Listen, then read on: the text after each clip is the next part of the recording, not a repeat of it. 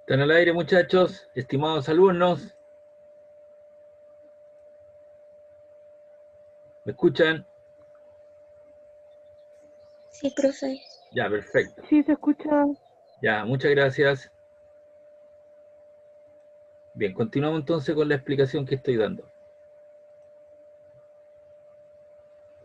La presión hidrostática, ya les dije, hidro es agua, estática, agua quieta, agua en reposo. Entonces aquí tenemos un cilindro que está constituido, tiene un poco de líquido, y voy a analizar el punto A que está a una profundidad H sub A y un punto B que está a una profundidad H sub B. La presión en el punto A es ρg por H, es decir, es el peso de toda esta columna de agua que está sobre ese punto. Y la presión ejercida en B es ρg por H, donde ρ, que es lo que es la densidad, G, la aceleración de gravedad, y H sub A y H sub B son las alturas al punto A y al punto B respectivamente. La diferencia de presión entre ambos, ¿cierto?, será la presión del punto B menos la presión del punto A, ¿cierto?, la diferencia de presión, y eso es ρg por la altura del punto B menos la altura del punto A. Y esto es conocido como el principio fundamental de la hidrostática. Esta ecuación indica que para un líquido dado y para una presión exterior constante, la presión en el interior depende únicamente de la profundidad. Es decir, a mayor profundidad, mayor es la presión. Lo que yo le acabo de explicar, ¿cierto? Ahí fíjese bien con el chorrito, ¿cierto? Sale débilmente y cada vez, ¿cierto?, va saliendo con una mayor, con una curvatura mucho mayor, y la presión es mucho mayor en este punto. Obviamente en toda esta línea horizontal la presión es la misma, pero es mucho mayor que todos los puntos que están aquí, y es mucho mayor que todos los puntos que están aquí, y aquí también. Y aquí cuando estás tú en la superficie, la presión que soporta es P sub 0, o la presión atmosférica. En cambio, cuando tú te vas hundiendo, ¿cierto?, en él la presión es mucho mayor.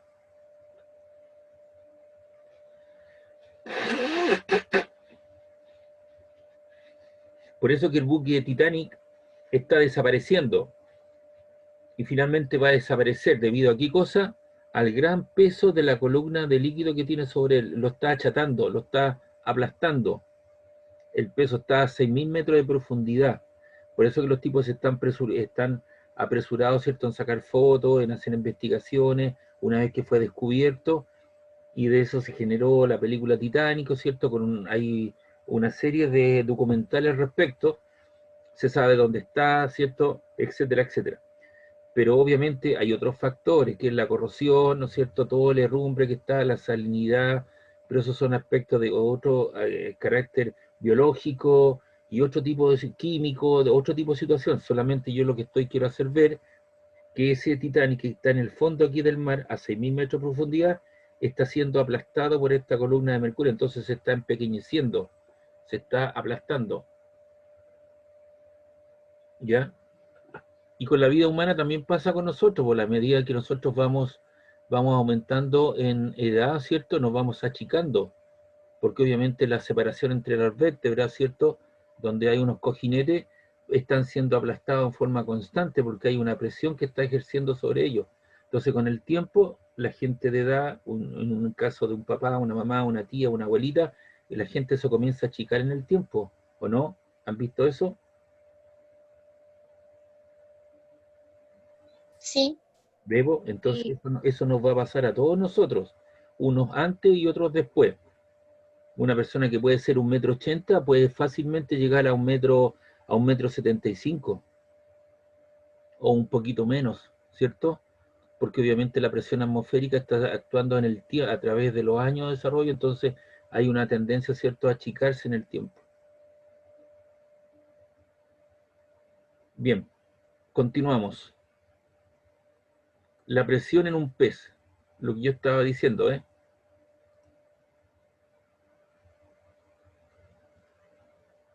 Actividad. Un pequeño pez está nadando 100 metros bajo el agua. ¿Cuál es la presión en sus lados? ¿Cuál es la presión en su interior? Ahí tienen algunos dibujos y algunas cosas para hacer. ¿Ves?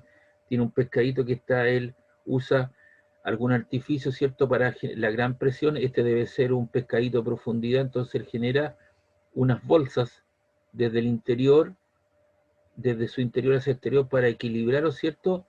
Haciendo el uso de profundidad, que son gente que toca los cables submarinos, o algunas heridas que llevan por petróleo, las tienen que dar, trabajan a por tanto van con un peso y una presión que tiene que ir, sabe, un día la cual van a bajar, por lo tanto la presión interior de ese traje, ¿cierto? Tiene que ser equivalente a la presión a la cual va a trabajar. Entonces, y esos tipos tienen que hacer zona de descompresión, por eso que esta gente es especializada y gana bastante dinero, porque obviamente es un trabajo muy riesgoso que pone en vida, en juego su vida. Entonces obviamente ellos trabajan, ellos tienen unos trajes especiales, no es llegar y bajar.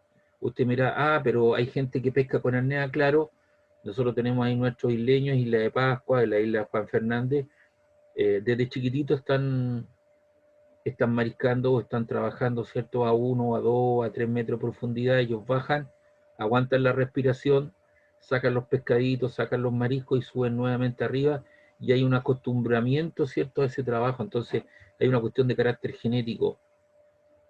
Y si tú ves esas personas son de espalda muy ancha porque tienen una capacidad torácica mucho más grande, porque están acostumbrados a soportar una gran presión sobre su cuerpo. Entonces hay un acondicionamiento genético en el tiempo, de generación en generación.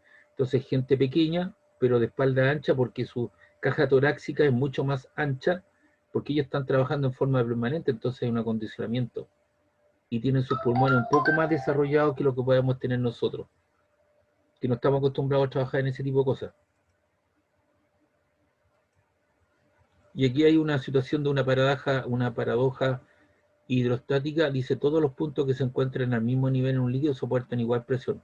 Entonces aquí tú lo que tienes es una comunicación, ¿no es cierto?, de vasos comunicantes de vidrio, y tú echas un líquido y todos los líquidos van subiendo, ¿cierto?, de igual manera hasta que alcanzan el mismo nivel en cuestión.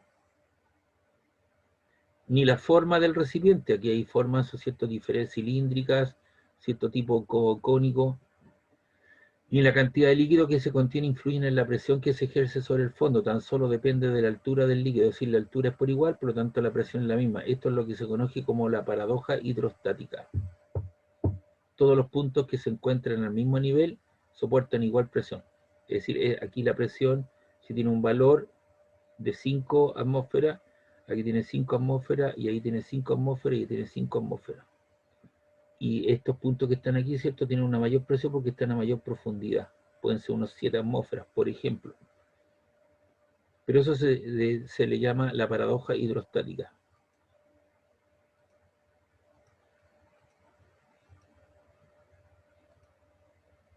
Vamos con la prensa hidráulica. Dice: la presión aplicada en cualquier punto de un líquido contenido en un recipiente se transmite el mismo valor a cada una de las partes del mismo. Entonces, aquí usted lo que tiene es un recipiente en el cual se genera una fuerza sobre una cierta área. Entonces la presión en el punto 1 será la fuerza aplicada partida por su área o superficie, y la presión en el punto 2, ¿cierto?, de un émbolo mayor, será la fuerza que sigue, porque esta fuerza que se transmite aquí se transmite por igual en todas las partes, ya lo sabemos, sobre el fondo, sobre las partes laterales, y hay una resultante que va para allá, se genera una presión sobre esa parte que está ahí, y finalmente llega a ese punto y se transmite sobre el fondo y también se transmite hacia arriba, y por lo tanto hay una fuerza F2 sobre una gran área. Siguiendo el principio de Pascal, la presión que se transmite a todos los puntos de la masa líquida. Entonces aquí la presión del punto 1 es igual a la presión del punto 2, y eso es la razón entre la fuerza 1 partido por el área 1, la fuerza F2 partido por el área A sub 2. Finalmente, si uno quiere saber la fuerza resultante que se obtiene, es la razón o el cociente entre la superficie por la fuerza que yo aplico. Entonces, ¿qué es lo que sucede? Usted, cuando va con su mamá o su papá, o va a alguien, ¿no es cierto?, a que le laven el auto o que le lubriquen el auto por abajo, lo colocan en el servicentro en una plataforma, ¿no? Entonces el señor, ¿qué es lo que hace? Aprieta un botón en alguna parte, ¿cierto? Entra a tallar, ¿cierto?, una fuerza que se genera sobre un líquido. Ese líquido puede ser agua, aceite quemado o petróleo, que está en una tubería, ¿cierto?, y se transmite a través de esa tubería, y tiene como resultado, ¿cierto?, una resultante hacia arriba y puede subir el auto, ¿cierto?, con mucha facilidad, y cuando llega a una cierta altura el tipo detiene esa cosa y lo sostiene y puede lavar el auto por la parte interior, lubricar, o cierto, ver o sacar digamos, la tapita del aceite para cambiarlo, etcétera, etcétera, etcétera. Entonces eso basado en el principio Pascal. Cuando usted va al dentista, usted se sienta en una silla y el doctor, ¿cierto?, coloca la niña que le está ayudando, coloca el pañito, le coloca la manguerita en su boca, ¿cierto? Ahí también hay Pascal, ¿cierto? Porque hay un fluido que se está transmitiendo y está en forma constante mediante una bomba generando una presión, y usted lo siente en una silla. Entonces, ¿qué es lo que hace el doctor? Se acerca a la silla y con su pie, ¿cierto?, genera una fuerza en una parte, y ¿qué es lo que pasa? Su silla, ¿cierto?, comienza a subir. Para subir, ¿cierto?, y para poder generar, ¿cierto?, un trabajo a altura donde se sienta mucho más cómodo el médico y pueda estar trabajando a una cierta altura. Entonces, en forma interna, esa silla, ¿cierto?, actúa mediante una presión y una fuerza, que es el principio Pascal. Entonces hay muchas cosas que funcionan de esa manera. Por ejemplo, si alguien quiere hacer un fardo de pasto, el que uno ve tradicionalmente para los caballos, para los animales, eso es el heno, ¿cierto? O la pajilla, ¿cierto?, que se corta de alguna manera, ¿cierto?, y se recicla y se le lleva a una bomba, se le coloca en una superficie donde tiene una forma cuadrática, ¿cierto? Y se presiona y se da la forma cuadrática, y luego, ¿cierto?, se le embala, ¿cierto?, con un alambre o con una faja plástica, ¿cierto? Y le da la forma eh, de un paralelepípedo rectangular para que se pueda concentrar, y son todos de un mismo tamaño. Lo mismo sucede con el agar-agar o toda el agaro, ¿cierto?, o el alga que se saca para Japón, toda la farmacia, para toda la cuestión farmacéutica. Se seca todo el agar, las algas se secan y se colocan en una plataforma para generar una presión y darle una forma específica con tales dimensiones que te las pide el cliente, porque eso hay que colocarlo en un container, o eso hay que llevarlo, ¿cierto?, a una bodega para el traslado. Lo mismo sucede con la lana. La lana también sale en unos ciertos fardos, en una cierta estructura. Entonces son paquetitos cuadrados. El cochayuyo también muchas veces viene en una forma específica con tantas dimensiones que te lo pide el cliente. Entonces los tipos construyen lo que es una cosa de este estilo, ¿cierto? Que es una situación donde se genera una fuerza y eso tiene un resultado grande. Se multiplica varias veces, ¿se da cuenta? La fuerza que tú tienes es un factor de un valor inicial, y este factor es 1, algo, 0, algo, pero se aumenta en una multiplicidad, ¿ya? 4 veces la fuerza que tú obtienes puede ser 4 veces la fuerza que se obtiene, 5 veces, 6, algo veces, etcétera, etcétera. Entonces tú obtienes, a partir de una fuerza pequeña, obtienes una gran resultante, pero ese es un líquido que está en el interior, que está ahí de este recipiente, de esta bomba, y eso tiene que ver en esta prensa, tiene que ver, ¿cierto?, de esa manera. Y le estoy dando algunos ejemplos que usted percibe en la realidad.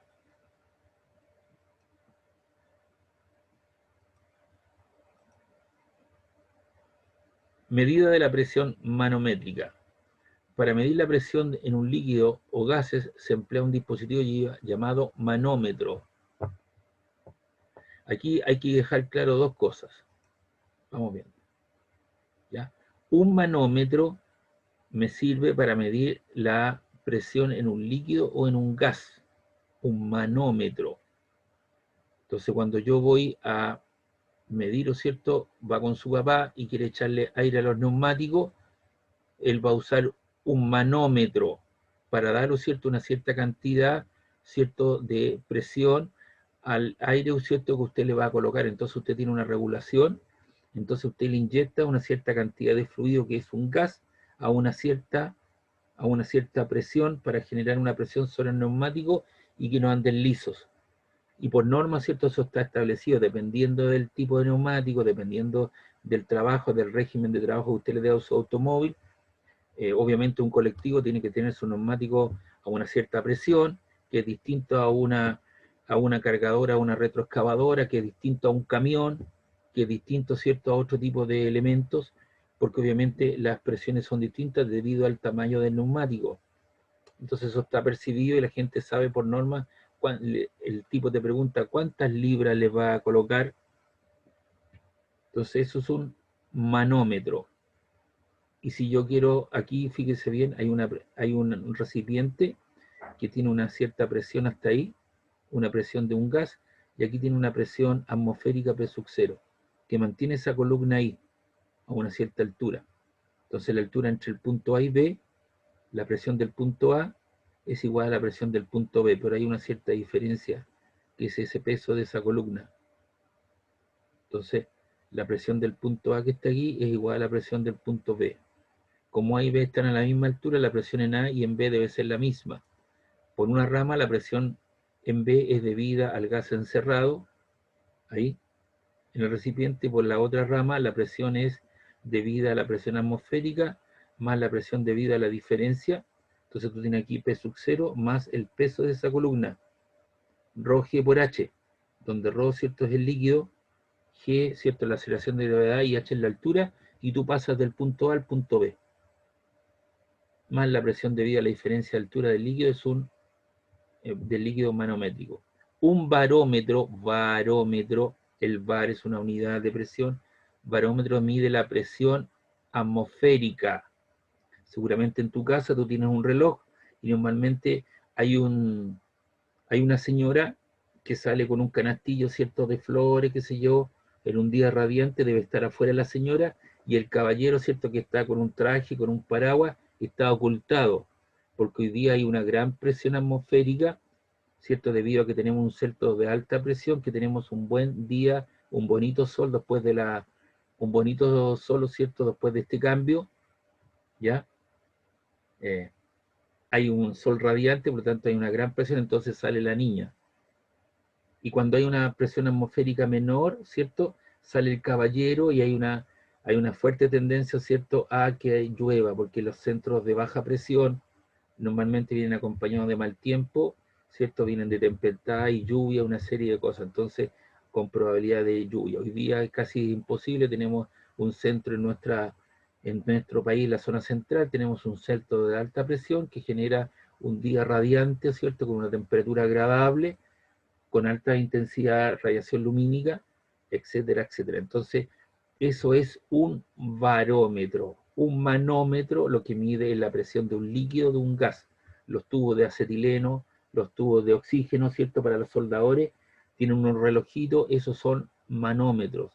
Si usted quiere medir la presión del tubo de gas, usted le conecta, ¿cierto?, y para poderlo medir, porque ese gas viene con una cierta presión, inyectado, ¿cierto?, al interior. Imagínense la estructura del balón, pues. Es una cuestión de fierro pesada, ¿cierto?, y gruesa. Y eso viene, ¿cierto?, viene con un gas a una cierta presión. Y eso es un manómetro. En cambio, ¿cierto?, la presión atmosférica, con eso, no reitero más, es un barómetro.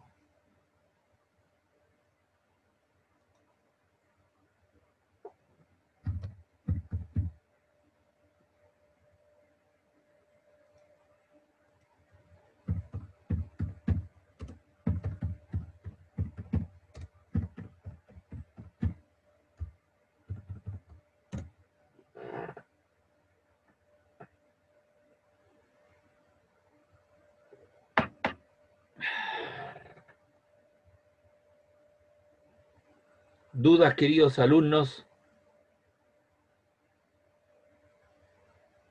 No, profe. Ya, y las otras personas están durmiendo, parece, ¿no?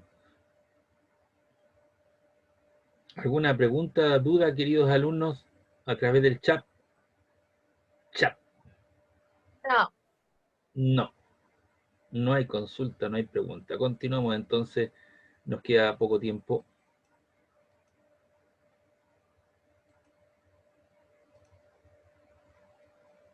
Y ahí está la presión. La presión P es igual a la presión atmosférica más el peso de toda esa columna de líquido para llegar al punto B. Porque este gas está a una presión P sub B, entonces yo para pasarle el punto B tengo que llegar al A, y el A yo tengo que sumar ¿qué cosa? La presión de esa columna de mercurio o de esa columna de líquido más la presión atmosférica. Por eso que la presión del gas es la presión atmosférica más el peso de toda esa columna de líquido que está hasta el punto A. Experimento de Torricelli. Torricelli fue, cierto, un italiano que hizo la siguiente experimento.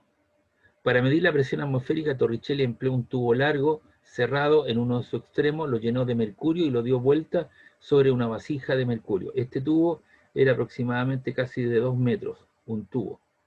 Entonces lo llenó con mercurio. Le puso el dedito, o le puso una cosa para evitar que cayera, y lo dio vuelta. Entonces el líquido por peso propio trató de bajar, pero bajó hasta una cierta altura. Ahí. Y obviamente, ¿por qué? Porque se equilibró con la presión atmosférica, que era la presión en el punto A. El mercurio descendió hasta una altura de 0,76 metros a nivel del mar. Es decir, esta altura que está aquí, desde aquí hasta el líquido, son 76 centímetros. Por eso se dice que la presión atmosférica corresponde a 76 centímetros de mercurio. Dado que el extremo cerrado del tubo se encuentra casi al vacío, es decir, aquí en el interior se hizo el vacío, no hay aire, y sabiendo que la densidad de mercurio es 13,55 gramos partido por centímetro cúbico o 13.550 kilogramos partido por metro, podemos determinar el valor de la presión atmosférica. Y el valor de la presión atmosférica, entonces, la densidad del líquido por G, que vale 9,81 por la altura, que fueron 76 centímetros, y eso te da 101.023 pascales, que es lo mismo, 1, corres la coma, 1, 2, 3, 4, 5, 1,01 por 10 elevado a 5 pascales, que corresponde a la presión atmosférica. Eso fue lo que hizo Torricelli. O también se dice que un pascal o una atmósfera son 76 centímetros de mercurio. ¿Por qué? Porque el mercurio bajó hasta los 76 centímetros. Esto era más de un metro. Arquímedes. ¿Han escuchado Arquímedes o no? En historia, en filosofía. Arquímedes fue un filósofo. No, No, me extraña mucho. Voy a tener que hablar con los teachers. El que yo principio, me recuerdo, no. ya. Todo cuerpo sumergido en un fluido, ahí tengo un cuerpo, experimenta un empuje vertical hacia arriba igual al peso del fluido desalojado. El peso aparente es el peso del cuerpo menos la fuerza de empuje, la diferencia. Cuando uno va a una piscina y se tira una bombita, ¿cierto? Y se deja estar, ¿qué pasa con uno? ¿Qué pasa con ese cuerpo? ¿Qué pasa con uno cuando uno se tira una Se bombita? cansa, ¿Ah? se debilita, No. Tú te tiras una bombita, bajáis. ¿Y qué pasa? Tu cuerpo, ¿cierto? hunde, Comienza a subir, ¿o no? sí, flota. Sí, ¿Y por qué comienza a subir? Debido a que hay una fuerza que está empujando hacia arriba, que es la fuerza de empuje. Y después tú llegas arriba, ¿cierto? Y te mantienes ahí flotando. Entonces hay una fuerza de empuje y una fuerza de peso en la vertical. Y esa fuerza de empuje, ¿qué la genera? El fluido, el agua en la cual tú estás, ¿cierto? Sumergido, sobre la parte del cuerpo que está sumergida. Lo que está fuera del agua no recibe esa fuerza de empuje, sino que es la parte del fluido que está sumergido. Por esa razón, el agua dulce tiene una densidad y tienes un menor empuje, ¿cierto? Que el agua salada. Tú flotas con mayor facilidad en el agua de mar que en el agua salada que en el agua dulce, porque tiene una mayor densidad, entonces la fuerza de empuje es mayor. Por eso que los barcos tienen diferentes flotabilidades, o se sumergen mayor o menor cantidad debido a que ellos transitan por diferentes mares, diferentes océanos, y los océanos tienen diferentes densidad, y por lo tanto les generan mayor o menor empuje. Por eso que ellos al costado tienen unas rayitas, y esa rayita le da los diferentes empujes que recibe el barco. Entonces cuando atraviesan el canal de Panamá, que es una mezcla de agua dulce y agua salada, ellos tienen un empuje distinto a que están en el Océano Pacífico, o si están frente al Océano Atlántico frente a Brasil, o si están en Argentina, ¿cierto? Que también ahí desemboca otro río, entonces el agua es menos salada.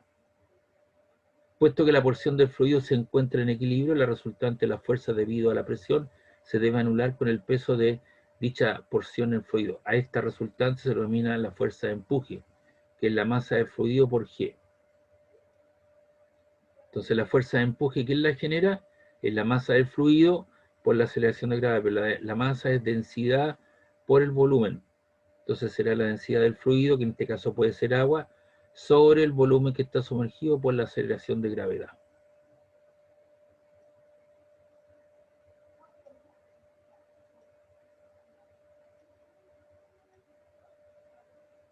Entonces, objetos totalmente sumergidos. Entonces aquí tenemos un cuerpo que está sumergido totalmente. La fuerza, cierto peso o la fuerza es mayor que la fuerza de empuje, se va al fondo. Si hay un equilibrio entre la fuerza de empuje y la fuerza del cuerpo, se mantiene en una situación, ¿no es cierto?, entre aguas. Y si la fuerza que genera, o sea, la fuerza de empuje es mucho mayor que la fuerza peso, flota parcialmente. Entonces, ¿quién genera este tipo de cosas? Los submarinos. El submarino, cuando se equilibra a fondo, ¿qué es lo que hace? Tiene, mediante unas bombas, chupan agua rápidamente y se va al fondo. Su flotabilidad, ¿cierto?, es mucho mayor que la fuerza de empuje, se va a fondo. Si él quiere estar a una superficie, a una profundidad de periscopio, parte de él va a estar sumergido y el periscopio chiquitito va a estar afuera, ¿cierto?, sumergido, va a estar entre aguas. Y si acá, ¿cierto?, la fuerza de empuje es mucho mayor que la fuerza peso, obviamente sale a la superficie. Por ejemplo, si no es el submarino, podría ser un trozo de hierro. Si yo pongo un trozo de fierro, se va abajo. ¿Por qué? Porque el peso específico es mayor que el peso, ¿cierto?, la fuerza de empuje que genera el fluido hacia arriba. Si yo tengo un trozo de corcho, ¿cierto?, va a haber parte de él que va a estar sumergido, una parte sumergida y otra parte arriba. Podría ser un trozo de madera, por ejemplo. Una parte de la madera está sumergida y otra está arriba del agua. Si yo tengo un trozo, estoy sobre un trozo de Plumavit, lo coloco, lo llevo al fondo del recipiente, lo suelto, la Plumavit, ¿cierto?, va a salir arriba, va a estar totalmente fuera del agua. Entonces la fuerza total es la fuerza de empuje menos la fuerza peso gravitatoria, y eso es la diferencia entre la densidad del fluido menos la densidad del objeto por V sub 0 por G. Si la densidad ρ sub 0 del objeto con volumen V sub 0 es menor que la densidad ρ sub F del líquido, subirá el objeto, acelera hacia arriba. Si la densidad ρ sub 0 del objeto con el volumen V sub 0 es mayor que la densidad ρ sub F del líquido, bajada del objeto, acelera hacia abajo. El principio de Arquímedes se puede aplicar a globos que flotan en el aire se puede considerar como un fluido. Entonces Arquímedes fue un filósofo donde, ¿cierto?, su rey Herón había mandado a construir una corona de oro y con ciertas cosas. Entonces él pensó, ¿cierto?, que le habían jugado chueco con la construcción las personas que le hicieron esa corona se habían quedado con parte del oro. Entonces Arquímedes lo que hizo, ¿cierto?, fue sumergir eso mientras se estaba bañando, ¿cierto? Y él observó que un objeto sumergía mayor o menor manera, y él pudo determinar, ¿cierto?, y darle solución al problema que le presentó su rey Herón. Y como este señor era medio distraído, se estaba bañando en una tina, ¿cierto?, en un depósito, él salió corriendo por las calles, creo que era Siracusa, sale corriendo en forma totalmente desnuda y dice: lo encontré, lo encontré, lo encontré, que en términos griegos significa eureka, eureka, eureka, lo encontré, lo encontré. ¿Qué encontró? La solución al problema que le había planteado su rey. Y eso es un hecho real. Eso fue lo que hizo este señor Arquímedes, y salió desnudo corriendo por las calles. ¿Se imagina usted que yo estuviese en el colegio, la dirección del colegio me plantea un problema y yo salgo corriendo desnudo por las calles, por el centro de las calles de Valparaíso, por Pedro Montt? Lo encontré, resolví su problema. ¿Qué le parecería que hiciera eso?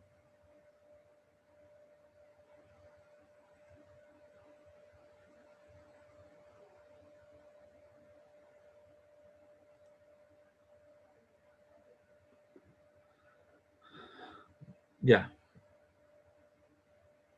Cálculo de la presión aparente. Entonces, vamos al cálculo del peso aparente. Dice un cubo de Allá. hierro pesa 9,8 newton en el aire. ¿Cuánto pesará en el agua? La densidad del hierro es ese valor y la densidad del agua vale ese valor. Entonces aquí tengo, es importante, dice acá, es el volumen del cuerpo y no su peso lo que determina el empuje cuando está totalmente sumergido. Un cuerpo grande sumergido recibe un gran empuje, un cuerpo pequeño recibe un pequeño empuje. Entonces aquí lo que yo tengo en el aire está soportando 10 newtons, esto es lo que es un newtómetro. Esto es lo que mide peso. Y si eso yo lo sumerjo en agua, ahora, ¿cierto? Está el peso del objeto, pero recibe un empuje, ¿no? Entonces la diferencia entre la fuerza de empuje y el peso me da como resultado 8 newtons. Usted se ha dado cuenta que si usted quiere, cuando anda en alguna poza, alguna cosa, y hay una piedra y quiere sacar una piedra usted del agua, mientras está en el agua, ¿cierto? Usted lo puede subir con mucha facilidad, porque el peso de esa piedra es mucho menor. Una vez que usted lo saca del agua y pasa a ser parte del aire, es mucho más pesado, ¿no? Es como un tercio menos estando sumergido. Entonces, el peso sería, ¿cierto? Usando 9,8, el peso sería P igual a M por G, la masa del objeto por la aceleración de gravedad, y la densidad del objeto y la densidad del hierro, ¿cierto?, en el agua. Entonces habría que hacer la diferencia en cuestión para poderlo determinar.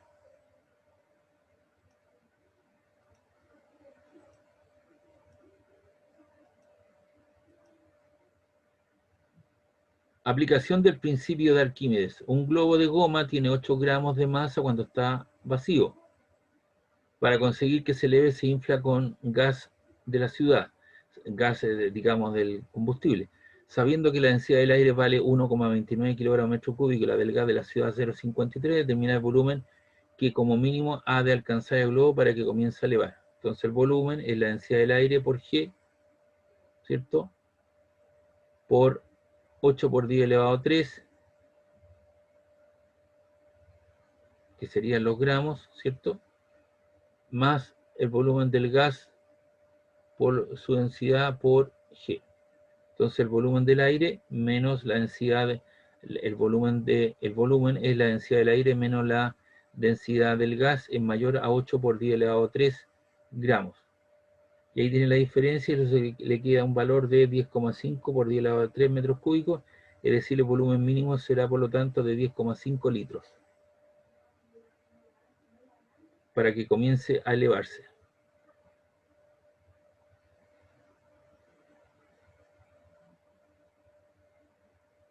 Ecuación de Bernoulli. Utilizaré el concepto de flujo estable, es decir, el movimiento, todo lo que vimos anteriormente, ¿cierto? Era para fluidos que estaban quietitos. Ahora los fluidos van a comenzar a moverse, ¿ya? Entonces aquí hay una serie de cosas, voy a terminar mi clase porque a las 12 tengo clase con el otro paralelo y esto me ha generado digamos, un video, entonces yo tengo que subir el video y me toma mi tiempo, ¿ya? Entonces, nosotros vamos a dejar hasta aquí. Me recuerda en la próxima clase, profe, quedó en fluidos en movimiento. ¿Le parece? Ya, profe. Ya. Entonces, la próxima clase comenzamos a analizar el fluido, pero en movimiento. ¿Hay alguna consulta aquí parece? A ver. Ok.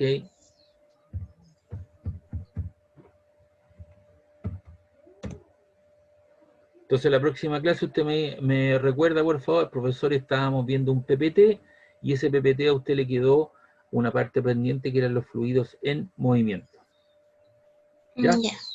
Ya, chiquillos, que estén bien, cuídense. Igualmente, profe. Chao, que estén bien. Chao, señorita, pórtese bien. Como siempre. Sí, claro, sí. Por suerte estamos alejados, señorita. Chao. No, si mi mamá por mí me mandaría todos los días al colegio con pandemia. De estar, pero tu mami, pero feliz.